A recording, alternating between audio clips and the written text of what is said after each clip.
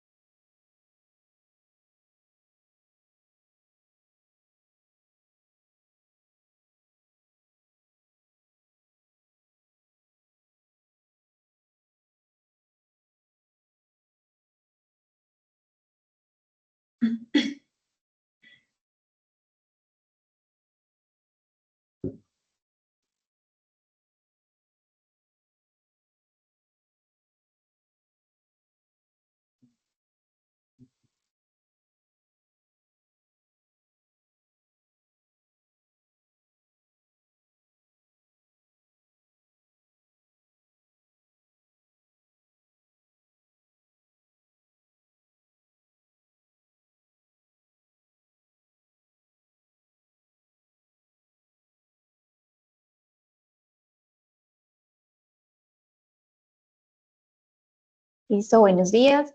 Mi nombre es Laura Victoria Chica Castaño, soy residente de tercer año de Medicina Física y Rehabilitación y hoy les voy a hablar de atrapamiento de los nervios interdigitales del pie. Entonces, en el contenido se encuentra introducción, vamos a hablar algo de la historia, epidemiología, anatomía, fisiopatología, presentación clínica, diagnóstico, pero haciendo principal énfasis en las técnicas de electrodiagnóstico y por último vamos a hablar de algunos casos clínicos. El objetivo pues planteado para esta charla son describir de manera general el neuroma interdigital, incluyendo aspectos de la anatomía, la histopatología y la presentación clínica, comparar los diferentes métodos diagnósticos disponibles e identificar las principales técnicas de diagnóstico electrofisiológico, analizando sus ventajas y sus dificultades en la práctica clínica. El atrapamiento de los nervios interdigitales del pie se conoce comúnmente como neuroma de Morton, aunque se han utilizado diferentes términos para describir esta condición, como también es el caso de la metatarsalgia de Morton, el atrapamiento de Morton, el neuroma interdigital, la neuralgia y neuroma intermetatarsianos. El neuroma interdigital es una lesión benigna de la rama del nervio interdigital entre las cabezas de los metatarsianos y realmente no es un verdadero neuroma de un nervio, sino que parece corresponder a una fibrosis perineural y por lo general la compresión de este nervio suele generarse cerca del borde distal del ligamento metatarsiano transverso. El atrapamiento de los nervios interdigitales es una causa común de dolor en el antepié que puede ser incapacitante y a menudo puede limitar e interferir con las actividades normales de las personas. Ampliando un poco más de por qué el término de neuroma es incorrecto, esto se debe a que no hay una proliferación de axones, a diferencia de lo que se observa, por ejemplo, en un neuroma traumático. Por el contrario, el crecimiento de esta lesión va a derivar es del depósito de material hialino y colágeno, lo que va a hacer pues, que este proceso sea más de tipo degenerativo que de tipo proliferativo. Desde el punto de vista patológico, el neuroma aparece como un engrosamiento fusiforme de uno de los nervios interdigitales en su bifurcación, siendo más común en el tercer espacio intermetatarsiano y aunque clásicamente se le ha denominado neuroma, el engrosamiento fusiforme de ese nervio representa es la fibrosis perineural y la degeneración nerviosa en lugar de un verdadero tumor nervioso.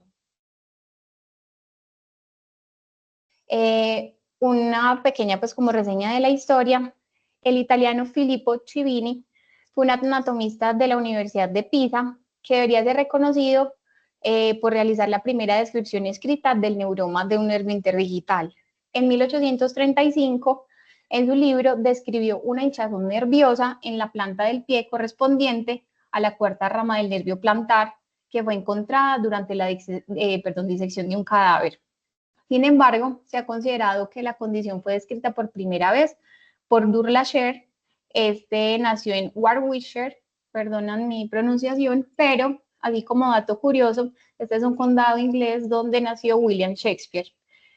Durlacher describió con precisión una afección neurálgica que atacaba ocasionalmente al nervio plantar entre el tercer y el cuarto hueso metatarsiano y reconoció esta enfermedad en el rey Jorge IV y en ese momento se refirió a él como una metatarsalgia con síntomas que se volvían muy graves al momento de caminar e indicó un tratamiento conservador que incluyó atar los metatarsianos que quedaran pues como más juntos y el uso de una ortesis pues que realmente como que no describen muy bien. Ya en 1870, Thomas Morton empezó su estudio de las metatarsalgias y describió una afección caracterizada por un inicio abrupto de un dolor que describe como tipo calambre en la región plantar de las articulaciones metatarsofalángicas que se ocasionaba durante la caminata. Especificó que ese dolor desaparecía después de unos minutos de descanso, especialmente si la paciente se quitaba los zapatos y masajeaba su pie adolorido. También describió que la persona afectada usualmente era una mujer, ya que parecía estar relacionado con el uso de zapatos estrechos y altos. Pues años más tarde, en 1876, descubrió que la articulación más afectada era la del tercer dedo, que estaba involucrada pues en algunos pacientes. Y aunque su estudio fue intenso, Morton realmente nunca mencionó la presencia de un neuroma. Ya en 1893, Hoadley cuestionó si ese nervio estaba comprimido o atrapado entre los metatarsianos y fue el primer cirujano en extirpar un neuroma interdigital del tercer espacio intermetatarsiano. Este removió solamente el nervio sin realizar la extracción de la cabeza metatarsiana, que era el tratamiento que se realizaba inicialmente. Tobey, un ortopedista inglés, en 1912 publicó en su libro una descripción de masas nodulares en los nervios interdigitales, describiendo la presencia de una masa en el tercer nervio interdigital común durante una cirugía de resección de la articulación metatarsofalángica. Y en 1875, Gautier reconoció que la condición era derivada de un atrapamiento del nervio digital por el ligamento intermetatarsiano y por la bursa. Propuso la descompresión de este ligamento como tratamiento y la recomendó como una alternativa a la neurectomía para evitar complicaciones, y esta idea del atrapamiento pues fue apoyado anatómicamente por otros autores. Este es el dibujo original del neuroma del nervio interdigital realizada por Civini. Este personaje fue el que inauguró el Museo de Anatomía Humana en Pisa y murió muy joven, a la edad de 39 años, de una endocarditis infecciosa. Y Morton, que fue reconocido por su trabajo sobre la metatarsalgia, también realizó diversos trabajos, fundó varios hospitales, entre ellos el Hospital Ortopédico de Filadelfia y también un hospital para enfermedades nerviosas, y murió de 68 años por cólera. Entonces, en la epidemiología, esta es una enfermedad más común en mujeres que en hombres, con una proporción alrededor de 4:1, con una edad de presentación promedio entre 50 a los 55 años, aunque el rango puede ir desde los 29 a los 81 años. Se ha visto que el neuroma en el tercer espacio es el más frecuente, hasta en el 66% de los casos, seguido del segundo espacio en el 32%, en el cuarto espacio es realmente raro, corresponde solamente al 2% de la presentación, y el neuroma puede ser bilateral en el 21% de los casos. Las múltiples localizaciones son raras y se ha considerado que es una enfermedad más de mujeres por su asociación al uso de tacón alto, pues de zapatos de tacón alto y de punta estrecha. Antes de hablar de la fisiopatología, es importante conocer el aspecto anatómico, que va a ser fundamental para entender esta patología. El nervio plantar medial va a dar origen a 4 nervios digitales. El primero, que es la rama más medial, es el nervio digital propio para el hallux, y las siguientes ramas van a ser los nervios interdigitales comunes, pues el primero, segundo y tercero, que se van a distribuir en los dedos de forma medial y lateral. El nervio plantar lateral se va a dividir en dos. Primero, en el nervio digital propio del quinto dedo, y también va a dar una rama, que es el nervio interdigital para el cuarto espacio interóseo. Además, pues lo que se ha visto es que en más del 50% de los casos, ese nervio plantar lateral puede proporcionar unas ramas anastomóticas al nervio interdigital del tercer espacio, lo que hace que ese nervio sea más grande y sea más propenso a la compresión. En cuanto a la fisiopatología, existen 4 teorías que podrían aclarar la etiología del neuroma. El trauma crónico es el mecanismo patológico más aceptado, y esta teoría lo que sugiere es que los efectos mecánicos durante la marcha van a causar un trauma a las estructuras intermetatarsianas, particularmente al nervio interdigital plantar. Y esto va a estar causado por la compresión del nervio entre las dos cabezas metatarsianas y las articulaciones metatarsofalángicas. También se ha visto que los espacios intermetatarsianos segundo y tercero son significativamente más pequeños cuando se comparan con el primero y el cuarto, lo que apoya esta teoría del trauma crónico. Además, la inestabilidad de las articulaciones metatarsofalángicas también pueden predisponer a que el nervio sufra microtraumas repetitivos. Y las personas que participan en ciertos deportes, o que, por ejemplo, corran, bailen, van a ejercer una mayor cantidad de presión repetitiva, como en el extremo distal del ligamento intermetatarsiano. La teoría del atrapamiento nervioso va a implicar que ese ligamento metatarsiano transversal profundo actúa como una estructura de compresión que va a contribuir al desarrollo del neuroma, pues en cualquiera de sus espacios. Como vimos ahorita, Gautier sugirió que el nervio digital plantar se apretaba repetidamente en el borde distal de ese ligamento y entre el tejido blando plantar durante la fase de apoyo de la marcha. Esta teoría fue respaldada por los buenos resultados pues como de la técnica quirúrgica al liberar el ligamento sin necesariamente pues tener que resecar el neuroma.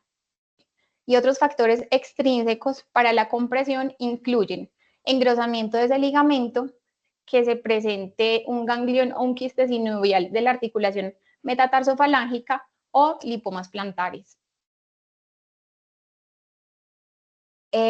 También se ha descrito una asociación entre los neuromas y la bursa intermetatarsiana.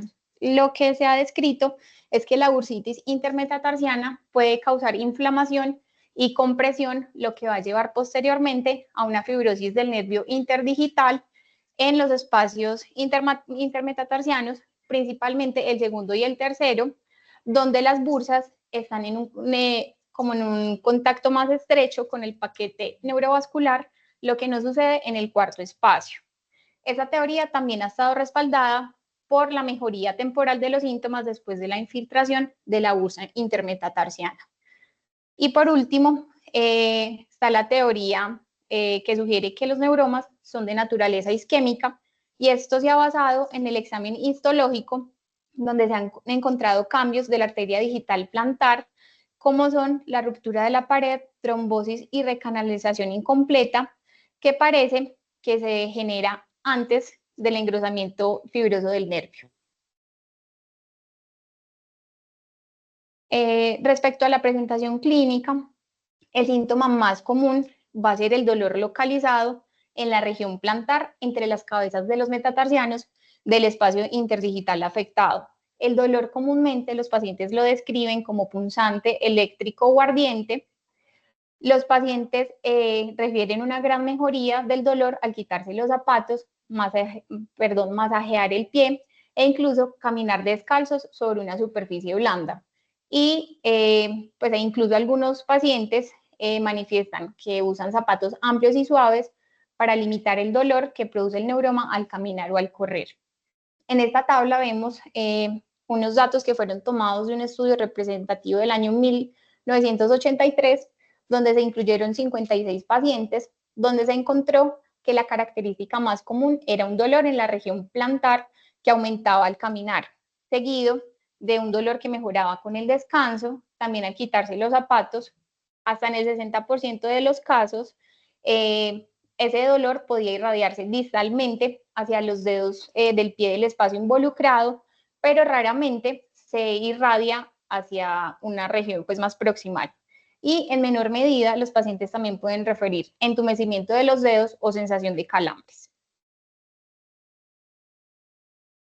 Realmente se conoce poco de los otros neuromas.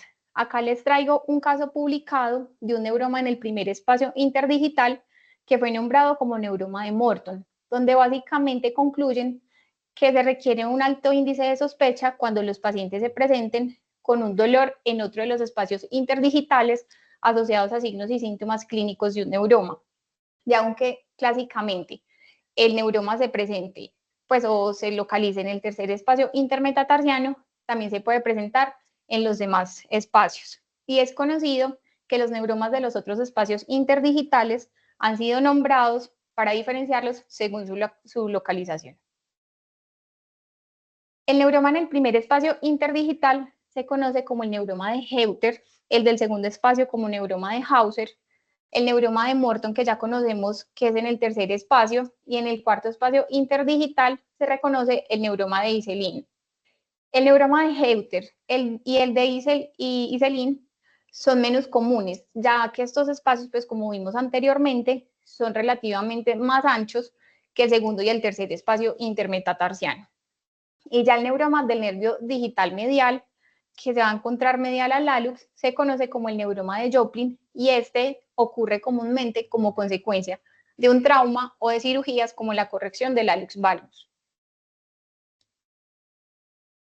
Para el diagnóstico, pues vamos a tener que, pues el diagnóstico va a ser principalmente clínico y va a estar basado en la historia clínica del paciente y en el examen físico. Sin embargo, pues existen otros estudios que juegan un papel importante al momento de confirmar el diagnóstico o de ayudar a descartarlo. Les mencionaré pues como algunas de las características, pero más adelante ampliaremos esa información Las radiografías son útiles para identificar enfermedad ósea o articular subyacente como parte de los diagnósticos diferenciales, igual que ocurre con la resonancia magnética, que también va a ayudar a descartar otras patologías, como por ejemplo pueden ser la sinovitis, las fracturas por estrés o masas.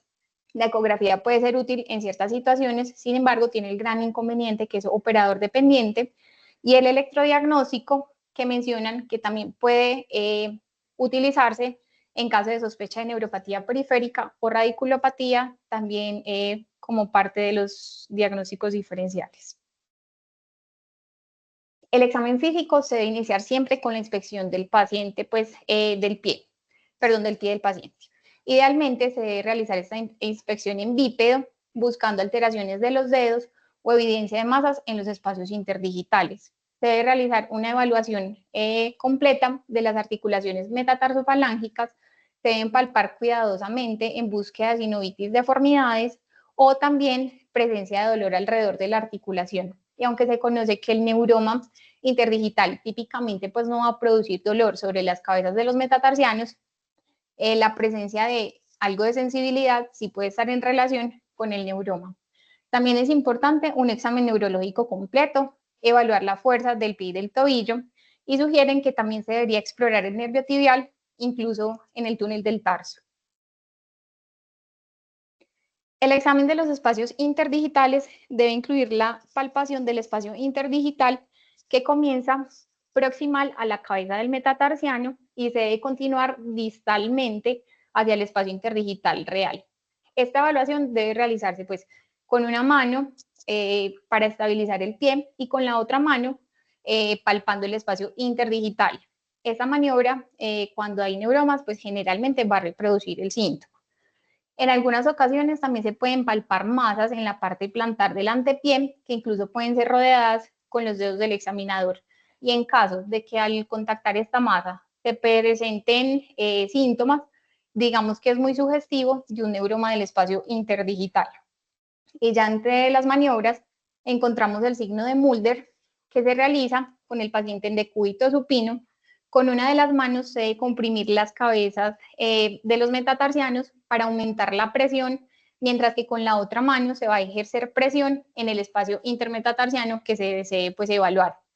Esta maniobra entonces puede producir una sensación de clic, que es propiamente pues como ese signo, y puede reproducir dolor. En caso de que se presenten estas dos condiciones, es diagnóstica de un neuroma interdigital, porque también está el otro escenario en el que solo se genere una sensación de clic, pero sin dolor, y en este caso no es indicativo de un neuroma, ya que la presencia de un clic indoloro puede estar presente en un pie sin ninguna patología. Este signo tiene una sensibilidad del 94 al 98%. Está el signo de Gautier, que se realiza comprimiendo el espacio intermetatarsiano, generalmente pues entre el tercer y el cuarto espacio, mientras se realiza una dorsiflexión y una plantiflexión, y va a ser positivo si reproduce el dolor característico en la zona intermetatarsiana y puede estar acompañado o no pues del clic palpable. Y el signo de Tinel también nos puede brindar una información valiosa. Las radiografías realmente pues no se realizan como de rutina y básicamente lo que muestran es un ensanchamiento del espacio intermetatarsiano distal con separación de los dedos, que es conocido como el signo de Sullivan, que también puede apreciarse clínicamente. Generalmente se usan radiografías de carga pues como para evaluar esta condición. También se puede observar pues, la sombra del neuroma en la proyección anteroposterior, pero realmente es muy raro y básicamente su uso principal es para ayudar a descartar diagnósticos diferenciales, principalmente la necrosis avascular, la artrosis y las fracturas por estrés. En la ecografía, el neuroma de Morton típicamente se va a observar como una lesión hipoecoica ovoide bien delimitada que se va a encontrar en el espacio intermetatarsiano a nivel de las cabezas metatarsianas y que va a estar rodeada por un tejido adiposo normal que es hipoecoico. Esa forma ovalada de la lesión refleja el agrandamiento perineural fusiforme y en caso de identificar el nervio digital plantar en continuidad con esa lesión, nos mejora la especificidad y la confianza diagnóstica. La ecografía es principalmente útil cuando la lesión tiene un tamaño mayor a 5 milímetros. Entre las ventajas de la ecografía es que es rápida y bien tolerada por los pacientes, además de que puede servir como guía para procedimientos como es el caso de las infiltraciones, pero la desventaja es que depende en gran medida del operador. Se ha descrito que tiene una sensibilidad hasta el 90% y una tasa de especificidad del 88%, sin embargo, es un estudio poco confiable, teniendo en cuenta como la limitación de que es operador dependiente. En la resonancia magnética, los neuromas los vamos a encontrar en el espacio intermetatarsiano y por lo general tienen una intensidad de señal baja a intermedia, lo que refleja la fibrosis que se produce alrededor del nervio. En la secuencia T1, los neuromas se observan isointensos al músculo esquelético y van a estar bien demarcados del tejido graso circundante, que es hiperintenso, mientras que en la secuencia T2, por la señal baja, van a ser poco visibles en comparación con el tejido graso que los rodea. Sin embargo, esta secuencia T2 es útil para diferenciar los neuromas de lesiones quísticas como bursas o gangliones. Básicamente, pues no se recomienda su uso rutinario, en parte por el aumento de los costos y porque es un examen que no siempre está disponible. Tiene una sensibilidad del 93% y una especificidad del 68%. Y ya hablando del electrodiagnóstico, lo que se encuentra en la mayoría de la literatura es que el empleo de los potenciales de acción sensitivos para confirmar de manera objetiva el diagnóstico ha arrojado resultados variables, por lo que su uso es limitado, teniendo en cuenta como la gran diferencia en los resultados de las pruebas. Un estudio concluyó que tiene una sensibilidad del 82%, una especificidad del 85%, pero realmente hay poca información sobre el valor diagnóstico de los estudios neurofisiológicos en esta patología. En estas conducciones, para la mayoría de las técnicas se van a utilizar electrodo interdigital de superficie, que corresponde a las dos primeras imágenes, luego siguen los electrodos de aguja y la última imagen es de la técnica de registro cercana al nervio, que es la que se utiliza. Esta es pues una imagen que tomé pues de internet, pero no corresponde con la técnica pues de los nervios interdigitales. Y las figuras que están de fondo azul son los electrodos que se utilizan en EAT. Ya hablando de las técnicas, la primera es el método de Falk, que fue descrita para medir las conducciones sensitivas de los nervios interdigitales. Entonces, en este caso, el registro se realizó con un electrodo de aguja activo que se ubicó detrás y ligeramente por debajo del malévolo medial, cerca al nervio tibial. Y la referencia se colocó 2 centímetros por encima de ese electrodo activo. Para la estimulación, se insertó también un electrodo de aguja en el borde medial de la falange proximal del dedo que se iba a explorar y el electrodo se debe avanzar hasta que la punta se sienta a través de la piel en el lado plantar. Y la referencia en este caso se va a ubicar 1 centímetro distal en el mismo lado del dedo. El estímulo utilizado es de 3 a 4 miliamperios y por lo general se promedian de 128 a 256 respuestas. Cuando ese electrodo se coloca correctamente cerca del nervio interdigital, la persona puede sentir un dolor agudo que se va a irradiar hacia la punta del dedo con cada estimulación. Ya para la medición, se calculó la diferencia entre las velocidades de conducción más rápidas y más lentas en los nervios interdigitales de cada persona. Y se consideró anormal cuando esa velocidad de conducción es mayor a 2.5 desviaciones estándar de la media normal, o más fácil para aplicarlo, que sea 5.4 metros por segundo, más lento que los otros nervios interdigitales, pero que se comparen pues los 4 nervios del mismo paciente. Esta técnica fue realizada en 28 pacientes con un rango de edad entre 20 y 64 años.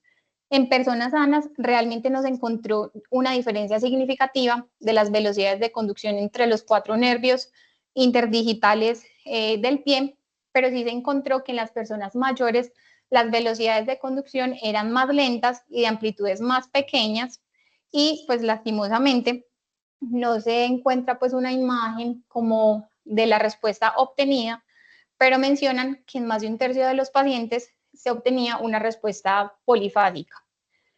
Ya para el diagnóstico pues del neuroma de Morton, los autores sugieren comparar las velocidades de conducción de los 4 nervios interdigitales entre sí, en lugar de comparar las respuestas de los nervios interdigitales con la mediana normal. Esto lo que busca es como minimizar la variación que es causada por la edad y por la temperatura.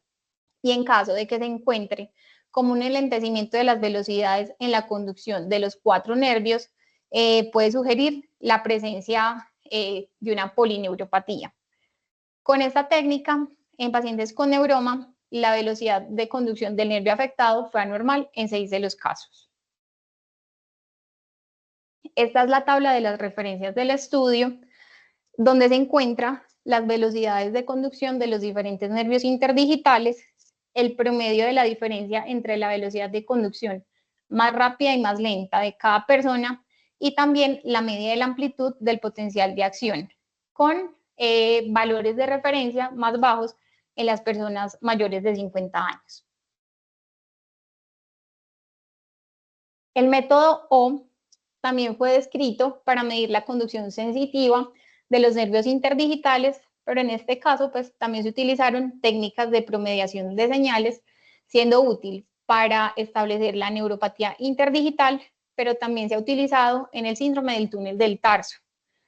En este caso, para el registro, el electrodo de aguja se ubica posterior al maléolo medial, por encima del retináculo flexor, y el electrodo de referencia se coloca por debajo en una línea paralela a una distancia de 3 a 4 centímetros.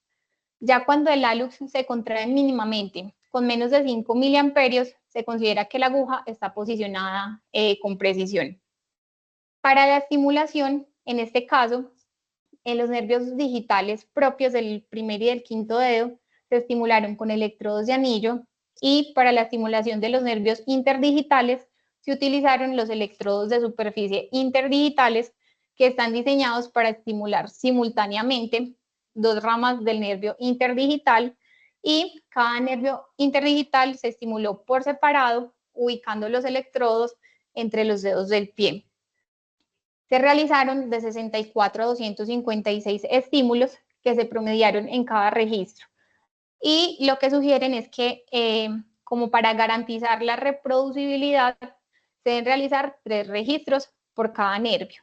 Y en caso de que no se reconozca ese potencial o no sea constante, después de promediar esas 256 respuestas en los 3 registros, se determina que no hay un potencial nervioso.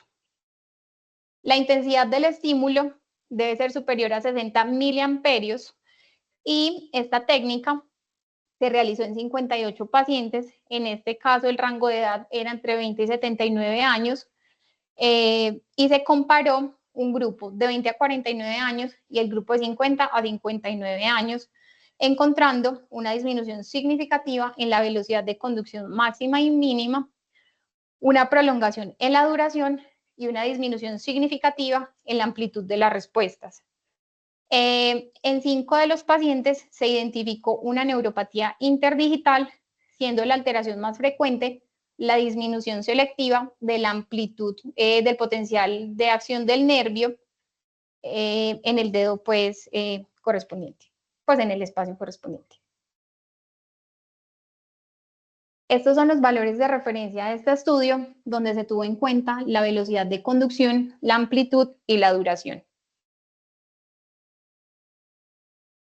Este es un estudio del año 2010 que propuso un nuevo método diagnóstico que está basado en el hecho anatómico de que los nervios interdigitales plantares tienen 2 ramas que van a inervar el lado lateral de un dedo y el lado medial del siguiente, considerando que era posible estimular el lado lateral y medial del tercer dedo por separado de manera superficial. El estudio incluyó 25 pacientes con un rango de edad de 28 a 59 años. Lo que hicieron fue dividir los pacientes normales, pues sin ninguna patología, en 2 grupos según la edad. El primero entre 28 y 45 años, y el segundo entre 46 y 58 años, además de los pacientes pues, con el neuroma.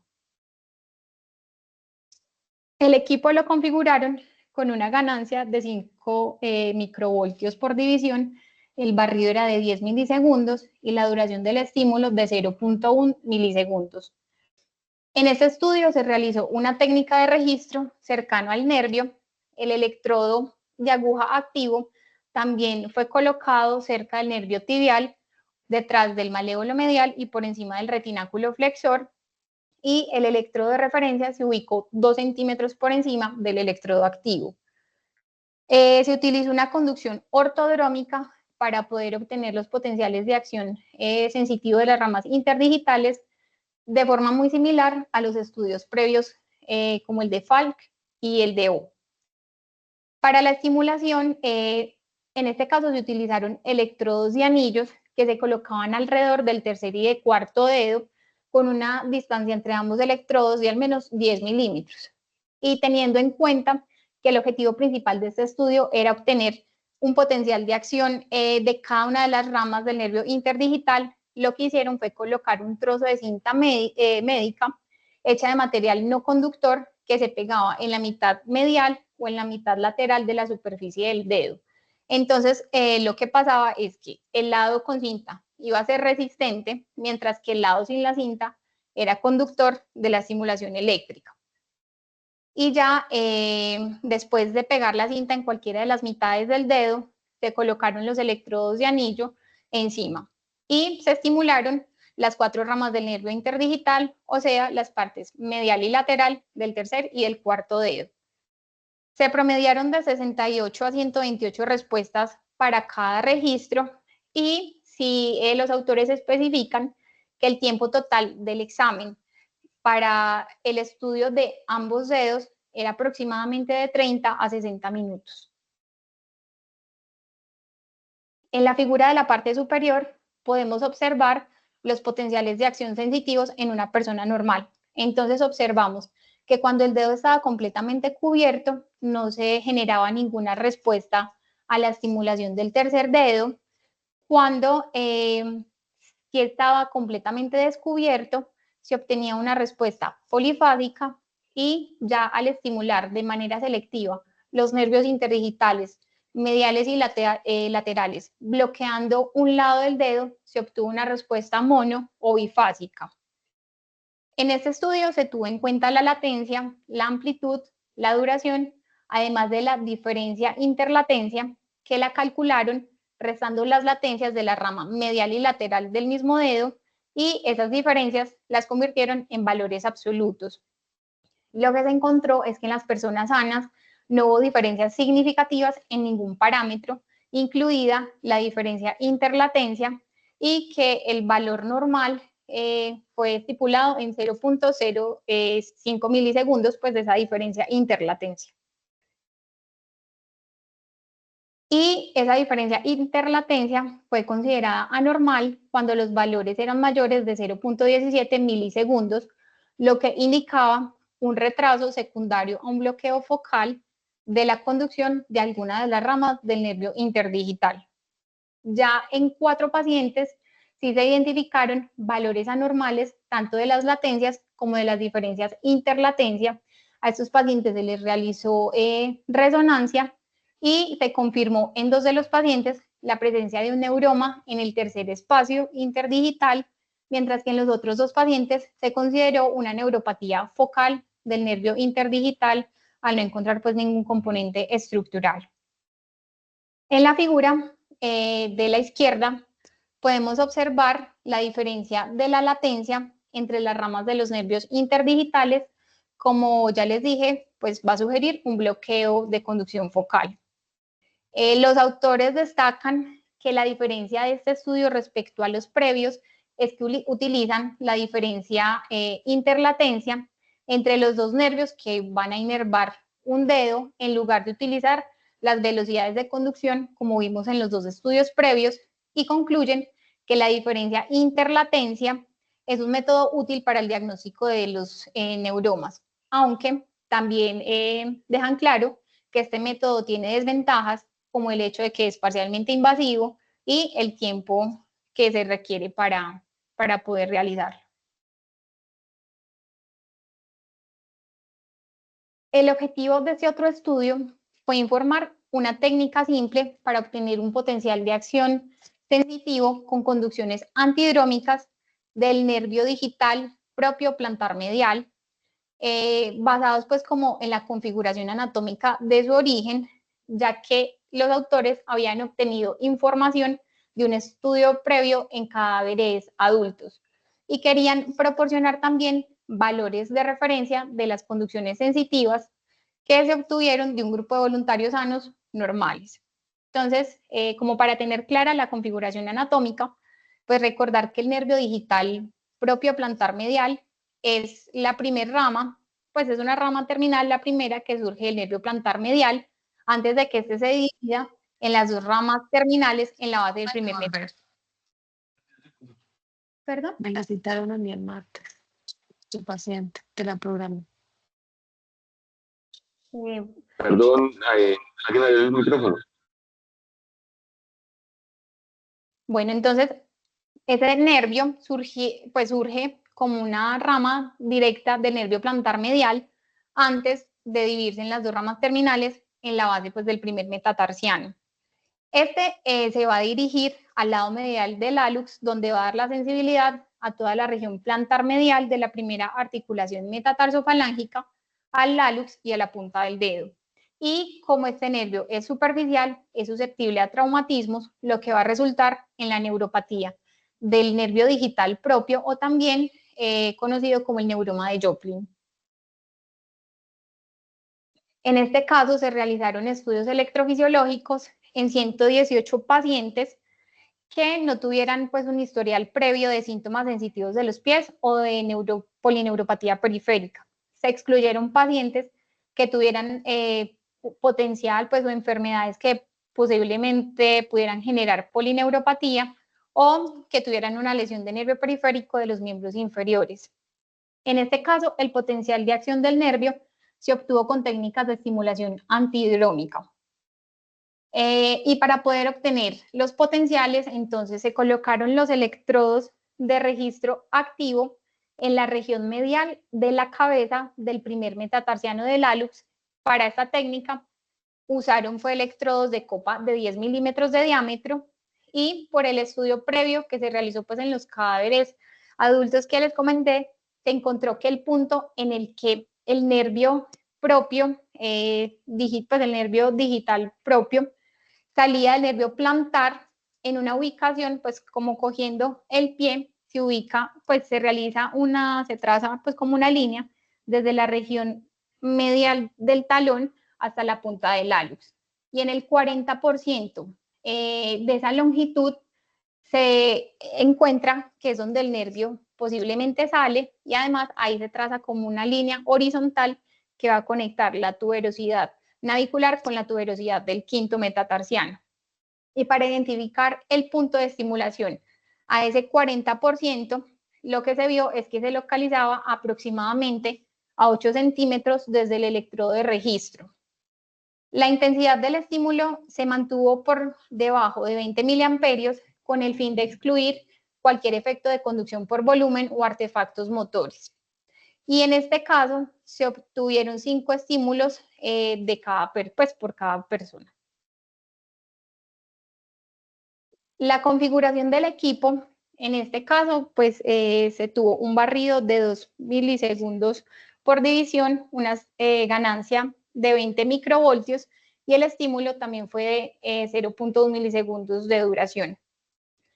Se observó que la respuesta típica del potencial de acción sensitivo era bifásica y que estaba seguida de una respuesta motora. Ya en esta tabla podemos observar los valores promedio, mínimo y máximos de las latencias, la duración, la amplitud y las velocidades de conducciones. Las respuestas del potencial fueron fáciles de obtener y se encontraron unas amplitudes promedio de 16.1 microvoltios. Y ya pues como lo que se concluye es que las conducciones sensitivas del lado sintomático mostraron asimetrías notables en las amplitudes en comparación con el lado sano. y que todos los casos sintomáticos sí mostraron que esa amplitud era solamente, pues, o correspondía al 20 o al 30% del lado contralateral cuando era, pues, asintomático. Me pareció, pues, como importante también mencionar que las conducciones de los nervios interdigitales no solo son útiles para el diagnóstico de neuroma, sino que también pueden ser útiles en el diagnóstico de la polineuropatía. Por ejemplo, en este estudio prospectivo, que incluyó 21 pacientes con un diagnóstico de polineuropatía sensitiva diabética, se realizaron conducciones ortodrómicas de los nervios digitales propios y de los 4 nervios interdigitales del pie. También se utilizó la técnica de registro cercana al nervio con aguja y se promediaron las respuestas. Lo que se encontró fue un patrón de neuropatía establecido en 12 pacientes y en 4 pacientes valores muy límites. En los pacientes en los que se encontró, pues, o se definió como esa neuropatía, pues el principal hallazgo fue una amplitud baja o el potencial ausente. Los autores concluyen que este estudio de conducción del nervio interdigital, utilizando la técnica de aguja cercana al nervio, puede identificar una polineuropatía sensitiva diabética, aun cuando los pacientes tengan estudios de conducción de rutina normales, y que puede ser un método útil para detectar anomalías en la conducción del nervio en etapas muy tempranas de la polineuropatía diabética. Después de encontrar la información disponible de estos estudios y de analizarlos, pues, y de leer acerca del tema, considero que sí hay unas posibles dificultades técnicas.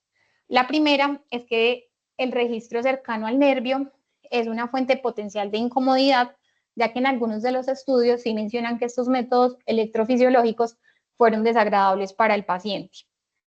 En uno de los estudios hacen la salvedad que en los estudios ortodrómicos los potenciales de acción de los nervios sensitivos son pequeños, por lo que se requiere promediación. También por la ganancia utilizada, el ruido eléctrico puede dificultar la identificación de los potenciales de acción sensitivos. Algo que también, pues, como que me parece importante es que no hay valores de referencia de las latencias, y esto está relacionado con la diferencia de los tamaños del pie, y es por eso que estas técnicas se deben comparar con los otros nervios interdigitales del mismo pie. Y otro aspecto es el tiempo requerido para el examen, aún más cuando no se tiene, pues, como la experiencia. Y a su vez, al promediar también se pueden presentar algunas dificultades. Entonces, la primera es que se puede generar una disminución de la amplitud de los potenciales sensitivos, la interferencia, pues, de los equipos cercanos o de cables eléctricos, y la incomodidad del paciente al tener que repetir el estímulo.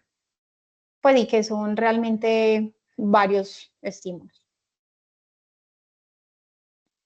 Entre los diagnósticos diferenciales debemos tener en cuenta principalmente la artrosis de la articulación metatarsofalangica, la enfermedad de Freiberg, lesión del nervio plantar lateral o medial, fracturas metatarsianas, neuropatías periféricas, lipomas, masas que no involucren la articulación metatarsofalangica, como pueden ser gangliones, quistes sinoviales, que también se encuentre sinovitis o subluxación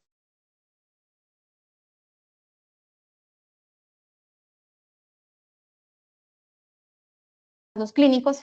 Quería darle uso a estas imágenes como para tener clara la ubicación para la interpretación al momento del diagnóstico. Entonces, en el primer espacio interdigital van a encontrar las ramas del primer y segundo nervio interdigital, en el segundo espacio la segunda y la tercera rama, en el tercer espacio la tercera y cuarta rama, y en el cuarto las ramas del cuarto y quinto nervio interdigitales.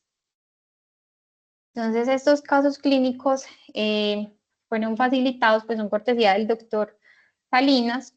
Entonces, en el primero tenemos una paciente de 24 años que consultó por un cuadro clínico de 1 año de evolución de sensación de hipoestesia en la cara medial del hálux derecho.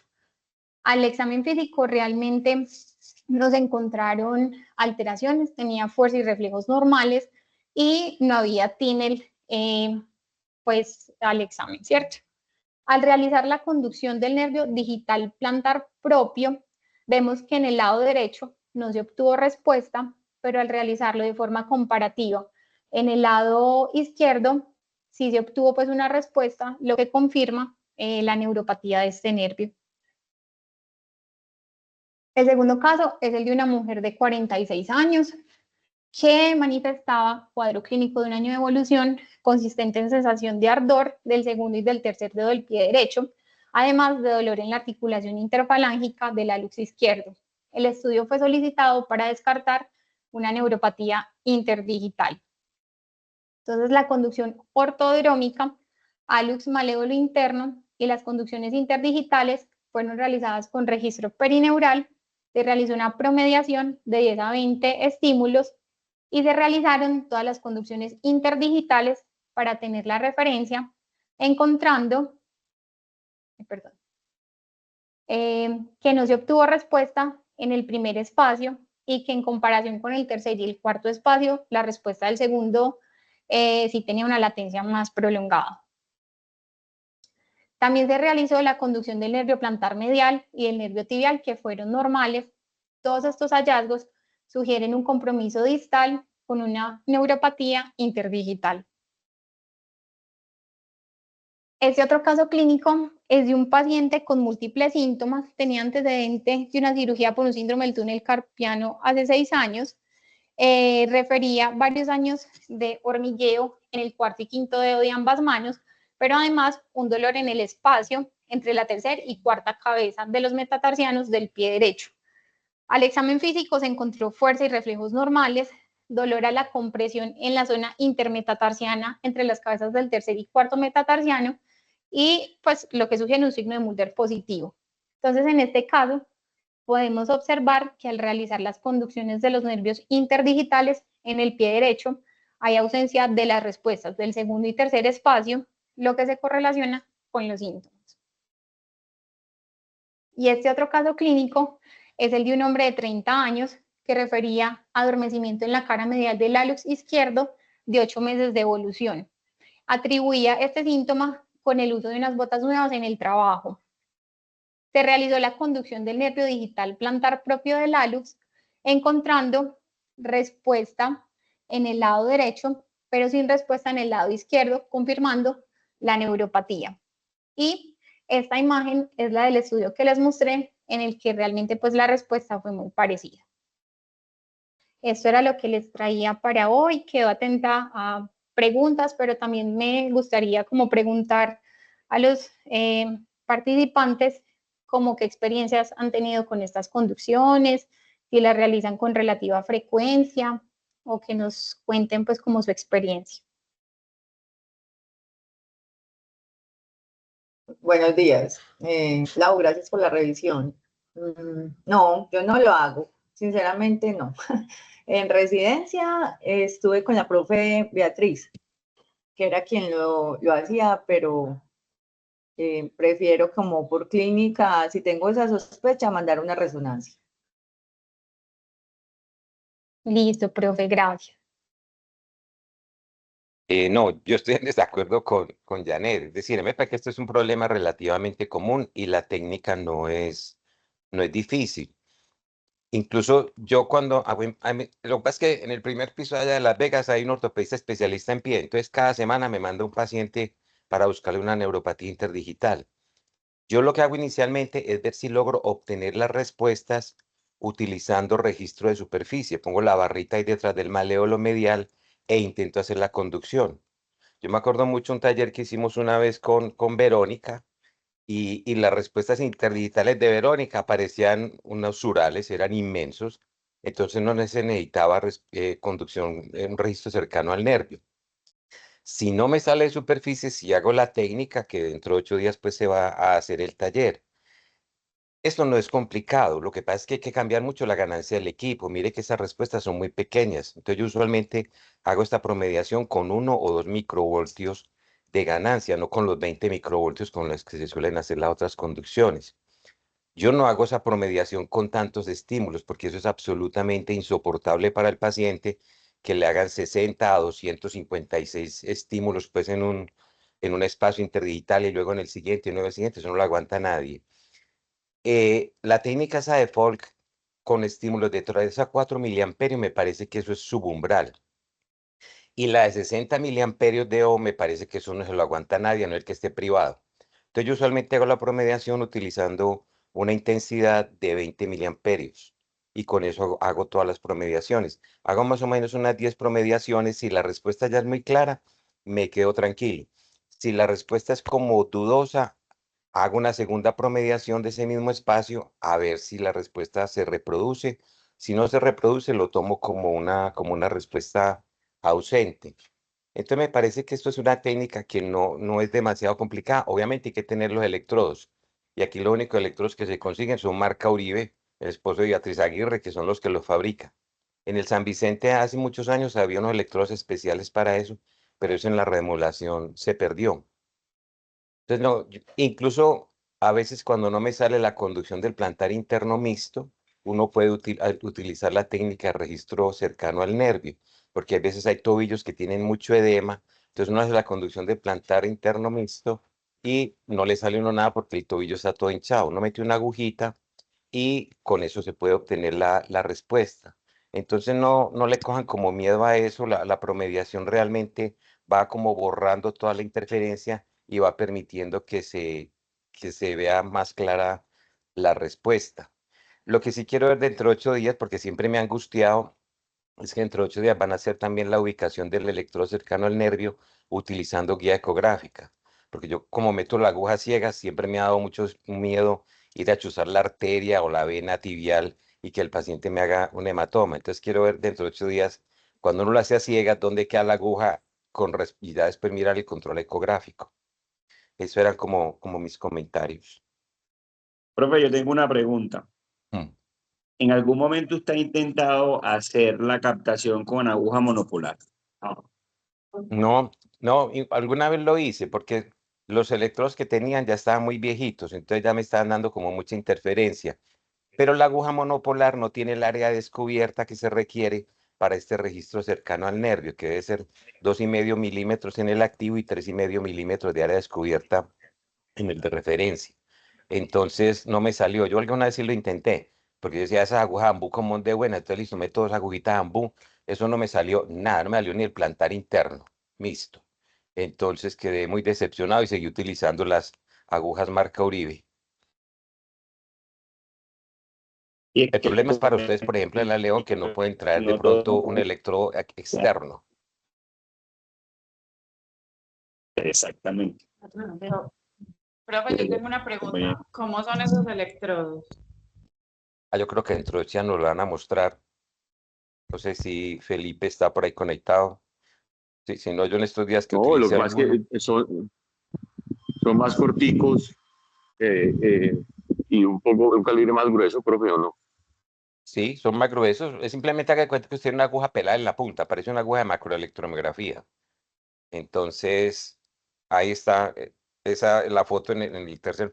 Esos caimancitos volteados, yo tengo unos, pero nunca los he podido utilizar, porque la mayoría de estas neuropatías interdigitales son en mujeres y los dedos de las mujeres son muy pequeñitos. Entonces, cuando uno mete esos dos caimancitos volteados, eso queda pegado el uno del otro. Entonces, yo lo que hago es que modifico más bien, quito una de las paticas del estimulador y lo pongo como más cercano para que quede como un estimulador pediátrico. Y meto el estimulador, las dos paticas del estimulador entre los dos dedos, junto los dedos con la mano y así hago la promediación, porque esas caimanes volteados me parece que son demasiado gruesos, al menos los que yo tengo. Y realmente no les he visto utilidad para hacer esta conducción. Nosotros, profe, en la clínica utilizamos para hacer el registro con agujita, las agujitas de potenciales, las que son de colores delgaditas. ¿Y cómo Las- les ha ido? No, súper bien, eso sale perfecto, grandísimo. En Ve estos qué bien. días le mando una fotico de cómo hacemos el montaje y hacemos las promediaciones, así más o menos 10 promediaciones y, y con el estimulador, las paticas junticas en cada espacio interdigital y eso sale súper bien. Ve, Hacemos, sí, las ponemos como si fuera la barrita, como si fuera la sí. barrita retromaleolar, pero con Mm. aguja. Entonces, activo y referencia. Y simplemente subdérmica, o sea, ni siquiera pues como profunda, no, subdérmica. Y eso pues mejora toda la impedancia y todo el factor técnico del pie de matizado y todo. Entonces nos va súper bien. Señora. Pero las agujas de potenciales, o sea, los electrodos monopolares. Sí, los single, los que son de colorcito. Ajá. Sí. Y con eso nos va súper bien. Ponemos uno de activo, otro de referencia y se capta perfecto. Muy interesante. Voy a tener que conseguirme uno de esos. No sé si alguien tiene alguna otra observación. No, Yo muchas hago gracias. pues, ¿Qué hay, Beata? yo hago pues normalmente esto en Soma, y siempre es con agujitas, las que describen ahí, pero Alejo produce unas que son separadas, las que Fabio no puede utilizar, que son más chiquitas, son más delgaditas. Entonces, con eso las captamos bien en Soma. Entonces, pues yo siempre hago esta técnica, la técnica de O, pero como Fabio no modifico, modifico el equipo, pues que no sea amplitud de 20 ni nada, sino de 5 o de 2. Y promedio máximo 10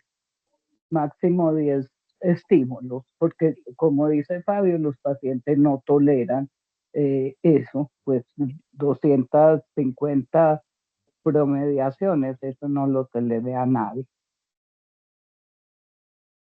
Bueno, dentro de 8 días ensayamos con un residente las 256 promediaciones. A ver qué cara pone. A ver qué cara puedo. Bueno, feliz día.